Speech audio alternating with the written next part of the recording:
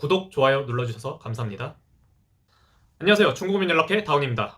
오늘은 이제 댓글에 한 구독자분께서 이런 질문을 해주셨어요. 이제 주재원에 대해서 처우는 어떤지, 아니면 주재원은 어떤 일을 하는지, 그리고 주재원이 되려면 어떻게 하는지, 이런 질문들을 올려주셔서 이제 하나씩 답변을 해보도록 하겠습니다.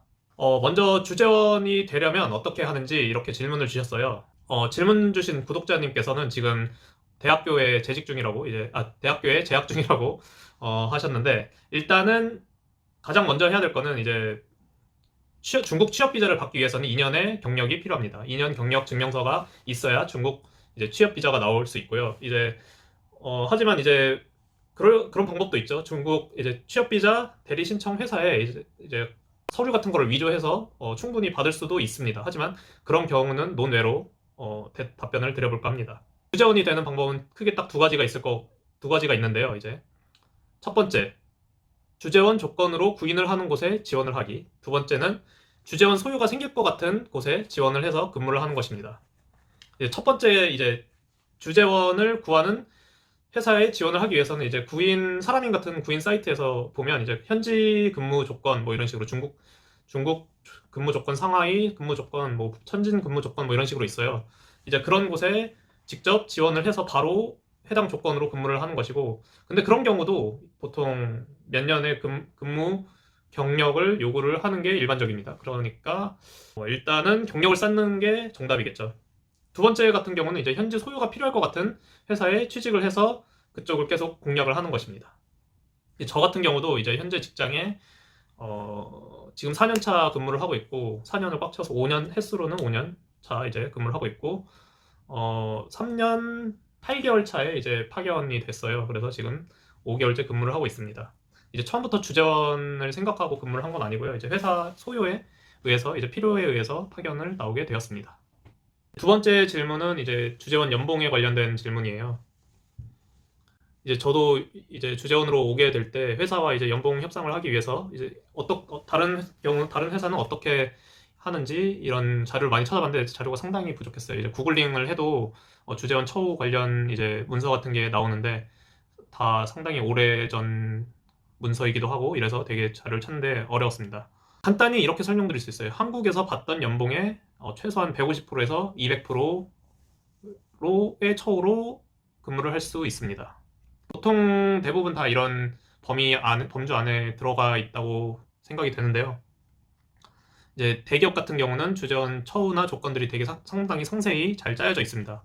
이제 보통 30대 초중반에서 40대 중반에 이제 꽉 찬 대리에서 과장급이 이제 보통 파견을 많이 나오게 되고, 그렇게 되다 보니까 대기업 같은 경우는 한국에서 한 6천, 7천 정도, 과장급이면 거의 한 8천 정도 되죠. 그리고 이제 주재원에 오게 되면 1억을 넘어가는 수준으로 연봉을 생각하시면 되겠습니다. 이제 중소기업 같은 경우도, 저 같은 경우도 이제 한국에서 받던 연봉의 지금 170% 정도를 받고 있습니다. 이제 정확한 액수 같은 경우는 이제 연봉 계약에 의해서 밝힐 수가 없는 점 양해를 부탁드리며, 어느 정도 수준인지는 가늠할 수 있을 거라고 생각을 합니다.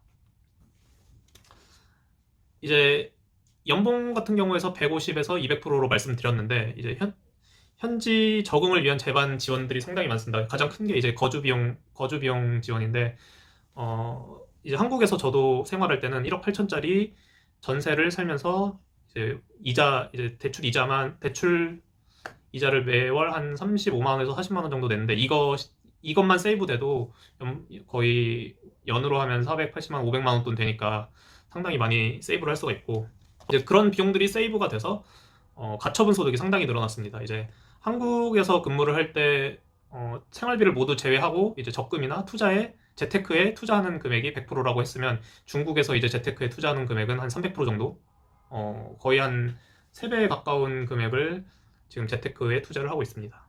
세 번째 질문은 주재원이 하는 일에 대해서 질문을 주셨는데요. 이제 주재원이라고 하면 말 그대로 한국에서 부족한 부분을 현지에 보내서 그 일을 담당하는 인원을 말합니다. 그래서 본사에서 현지 업무에 부족하거나 갈증을 느낀 점을 충족시키러 파견을 나오게 되는데요. 가장 많은 직무가 현지 영업입니다. 이제 제조사 같은 경우에는 현지 공장 관리직이나 기술직으로 파견되는 경우도 있고, 제가 하는 업무는 현지 영업 업무를 위주로 하고 있습니다. 이제 주재원의 장단점을 꼽으라고 한다면 이제 가장 큰 장점은 커리어를 쌓을 수 있는 장점입니다.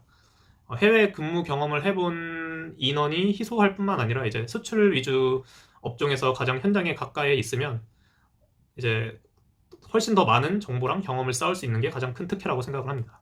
가장 큰 단점은 여러모로 외롭습니다. 가족과도 떨어져 있고 퇴근 후 친구도 못 만나고 이제 새로운 곳에서 새로운 사람들이랑 일을 하기 때문에 그런 것들도 있고 향수병 이제 한국 음식을 바로 먹을 수 없는 상황에 놓일 때 이제 그런 것들이 복합적으로 외로움이 밀려오게 됩니다. 그런 어려움이 있기 때문에 이런 금전적인 보상이 따르는 거라고 생각을 할 수 있으면 생각을 하면 될 것 같아요. 그래서 이제 제가 지금 금요일인데 이제 한국 같았으면 이제 나가서 친구들이랑 술을 먹었을 텐데 집에서 이제 주말마다 이러고 있는 거예요.